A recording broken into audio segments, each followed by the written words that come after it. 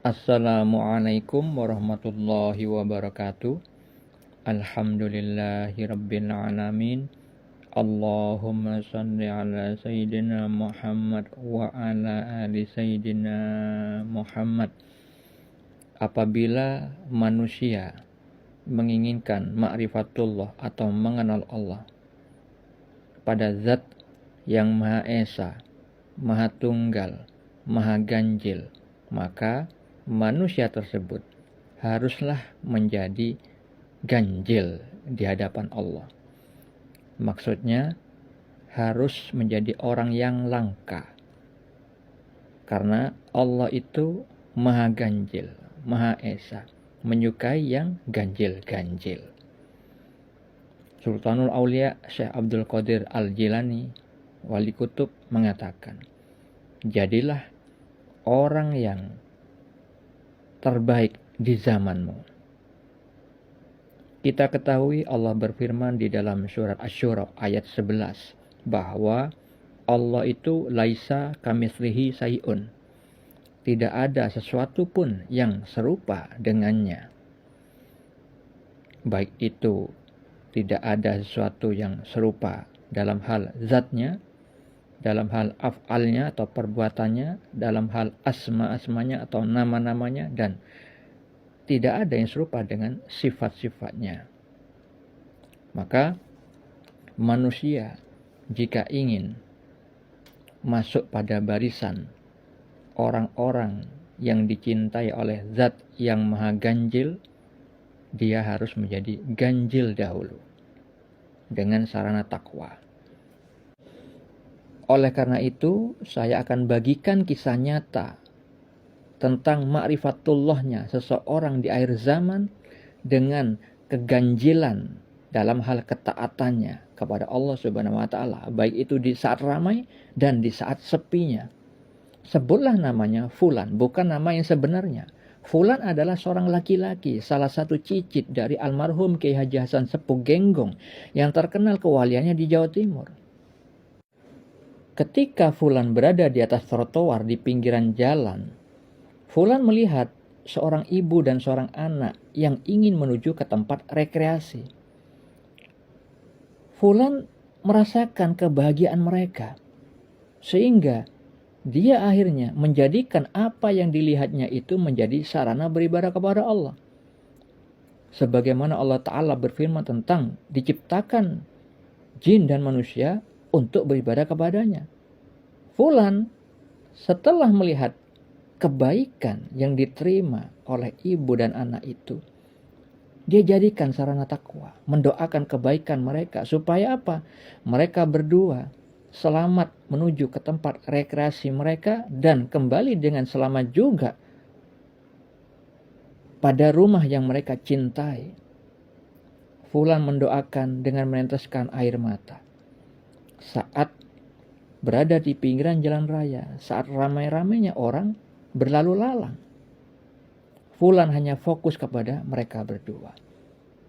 Fulan telah mengamalkan apa yang disabdakan Nabi Muhammad SAW di dalam hadis riwayat Bukhari dan Muslim. Beliau bersabda, salah satu dari kalian tidak disebut beriman secara sempurna hingga mencintai untuk saudaranya seperti dia mencintai dirinya sendiri. Dan Fulan telah mengamalkan apa yang disabdakan Nabi Muhammad SAW dalam hadis riwayat Muslim, bahwa tidaklah seorang hamba muslim yang berdoa untuk saudaranya yang tidak ada di hadapannya, melainkan malaikat berkata, dan untukmu seperti doamu. Jadi Fulan mendoakan saudaranya yang tidak dikenalnya, yang tidak ada di hadapannya. Artinya mendoakan orang yang mana orang yang didoakan itu tidak mengetahui bahwa ada orang yang mendoakan. Dan Fulan merasa laksana satu tubuh, seperti yang disabdakan Nabi. Di saat yang lain, ketika Fulan selesai sholatnya di masjid, Fulan berzikir di antara banyak orang. Kemudian ternyata ada orang tua menunggu Fulan itu selesai berzikir. Kemudian setelah selesai Fulan berzikir, orang tua itu menyapa si Fulan. menyebutkan bahwa dia membutuhkan uang.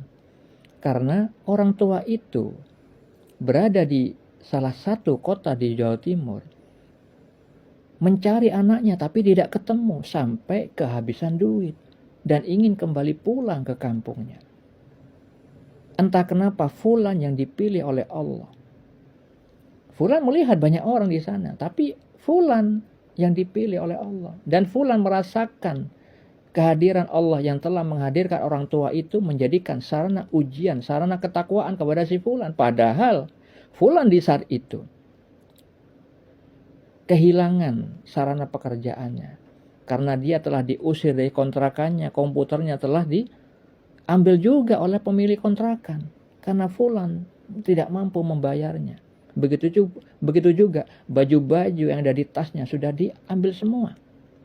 Sehingga Fulan mencoba hal yang baru. Menjual kue-kue yang dia berhutang kepada orang yang baik. Kemudian dia mengambil untung sedikit demi sedikit dengan menitipkan ke warung-warung, ke kafe-kafe, dengan berjalan kaki ke sana kemari, lalu kembali ke masjid.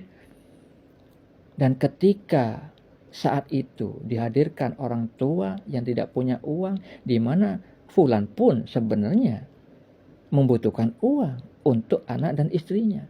Akhirnya ketika Fulan menyadari bahwa Allah telah menghadirkan orang tua itu sebagai sarana penguji kepada Fulan di saat sempitnya Fulan di dalam penghidupannya, maka Fulan akhirnya mengambil barang dagangannya yang seharusnya dia operkan ke warung, malah dimakan bersama sama orang tua itu.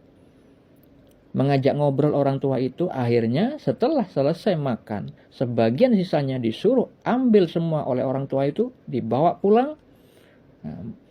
Dagangan Fulan tidak jadi dijual, tapi diserahkan kepada orang itu, dan kemudian orang itu diajak ke ATM untuk mengambil uang. Padahal uang yang didapat Fulan itu dapat dari pinjaman temannya. Akhirnya Fulan menyadari bahwa Fulan telah menghantarkan tamu dari Allah. Dia melayani orang tersebut seperti hanya raja. Dia menanyakan berapa butuhnya, tapi Fulan lebihkan supaya selamat benar-benar sampai di rumah. Menghantarkan ke depan mikrolet yang ditumpangi orang tersebut. Akhirnya Fulan senang setelah selesai melakukannya, dan dia tahu itu adalah dari Allah dan kemampuannya pun dari Allah. Sehingga Fulan mengucapkan hamdalah, segala puji bagi Allah. Dengan kejadian itu kita harus mengingat sabda Nabi Muhammad SAW di dalam hadis riwayat Bukhari dan Muslim. Rasulullah SAW bersabda, perumpamaan orang-orang mukmin dalam hal saling mencintai, menyayangi, dan mengasihi bagaikan satu tubuh. Apabila ada salah satu anggota tubuh yang sakit, maka seluruh tubuhnya akan ikut terjaga, tidak bisa tidur, dan panas turut merasakan sakitnya. Fulan membantunya melaksanakan apa yang disampaikan Nabi, bagaikan satu tubuh. Jika dirinya sebagai orang tua itu tidak punya uang pulang, bagaimana nasibnya? Maka Fulan menjadikan dirinya sebagai orang tua itu, sehingga mampu berbuat semaksimal mungkin seperti yang dirasakan orang tua itu. Di saat yang lain, Fulan memberikan sedekah secara rahasia. Ketika ada melihat beberapa pekerja di malam hari, kuli bangunan, Fulan akhirnya memanggil tukang bakso mengatakan, Pak, tolong ini berikan kepada orang-orang yang nanti jalan melewati gang ini. Bilang saja dari hamba Allah. Tolong mereka ketika mereka lewat, kasihkan ini. Maka dibayarlah lunas oleh si Fulan kepada bakso itu, dan Fulan sembunyi di balik tembok. Maka benar, tukang bakso itu ketika memberikan kepada orang-orang pekerja yang lewat di gang itu, kuli-kuli bangunan itu heran melihat ke arah sini, ke arah sana. Mana orang yang membelikannya? Kok tidak nampak? Fulan tersenyum di balik tembok. Fulan senang melakukan itu. Nah, itulah beberapa contoh ketakwaan dengan cara yang ganjil, dengan cara yang langka, yang mana mungkin akan sulit dilakukan dengan adanya rasa kehadiran hati terhadap Allah dan mengatakan alhamdulillah, segala puji-pujian hanya untuk Allah. Assalamualaikum.